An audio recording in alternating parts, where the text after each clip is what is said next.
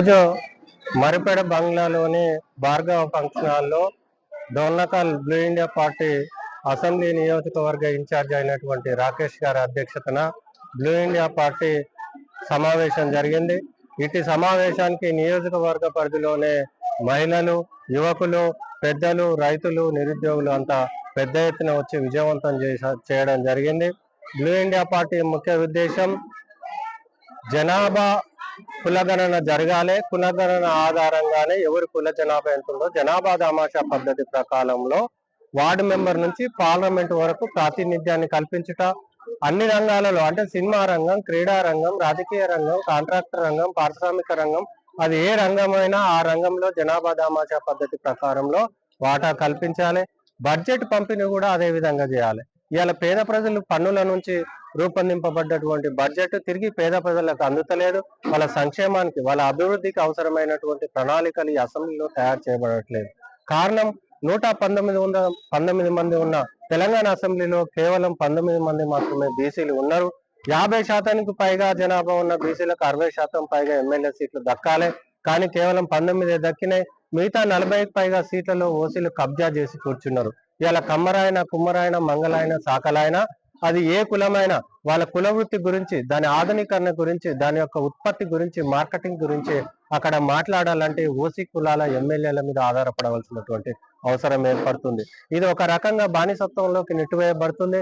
అందుకోసమే blue India party అన్ని కులాల జనాభా దామాషా పద్ధతి ప్రకారంలో చట్టసభల్లోకి అంటే ఆ అసెంబ్లీలోకి, పార్లమెంటులోకి అభ్యర్థులను పంపించడమే ధ్యేయంగా స్థాపింపబడ్డది. గత అసెంబ్లీ ఎన్నికల్లో తెలంగాణ రాష్ట్రంలో పోటీ చేసింది, ఆంధ్రప్రదేశ్ లో పోటీ చేసింది, మొన్న మహారాష్ట్రలో జరిగినటువంటి ఎన్నికల్లో కూడా పోటీ చేసింది.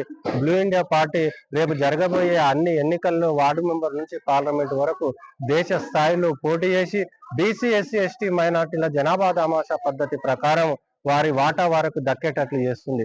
ఇలా ప్రకృతి సంపద అయినటువంటి భూమి, నీటి వనరులు, పవర్ ప్లాంట్స్ ఏ రంగంలో ఉన్నా కూడా అవన్నీ కూడా ఎక్కువ శాతం అగ్రకులాలకే దక్కుతున్నాయి. ఇలా సినిమా రంగం వాళ్ళ కబంధ హస్తాల్లో ఉండిపోయింది.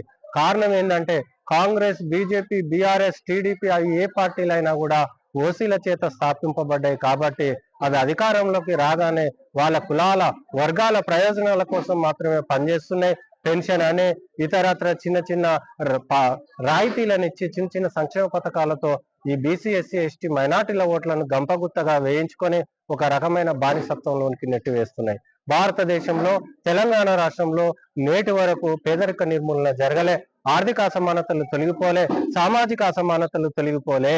ఇవన్నీ తొలగిపోవాలంటే బీసీ, ఎస్సీ, ఎస్టీ, మైనార్టీల చేత స్థాపింపబడ్డ బ్లూ ఇండియా పార్టీ అధికారంలోకి రావాలి. అందుకోసమే 93% ఉన్న తెలంగాణ రాష్ట్రంలో ఉన్న బీసీ, ఎస్సీ, ఎస్టీ, మైనార్టీ ప్రజలను బ్లూ ఇండియా పార్టీ పిలుపునిస్తుంది. మన పార్టీ వచ్చేసింది, మీరందరూ మన పార్టీలో సభ్యులుగా చేరండి. ఓసీల చేత స్థాపింపబడ్డ రాజకీయ పార్టీల సభ్యత్వాలను వదులుకోండి. ఇక నుంచి కాంగ్రెస్, బీజేపీ, బీఆర్ఎస్ లాంటి పార్టీల యొక్క అభ్యర్థులకు ఓటు వేయొద్దు. మన వర్గాల చేత స్థాపింపబడ్డ బ్లూ ఇండియా పార్టీ వర్గాల ప్రతినిధులకే ఓటు వేసి మన ఓటు ద్వారా మన రాజ్యం తెచ్చుకొని మనల్ని మనమే పాలించుకున్నప్పుడే మనలో బానిసత్వం పోయి సామాజిక న్యాయం జరుగుతుందని సందర్భంగా తెలియజేయడం జరుగుతుంది. భారతదేశ స్థాయిలో కులగణనకు బీజేపీ వ్యతిరేకంగా పనిచేస్తుంది.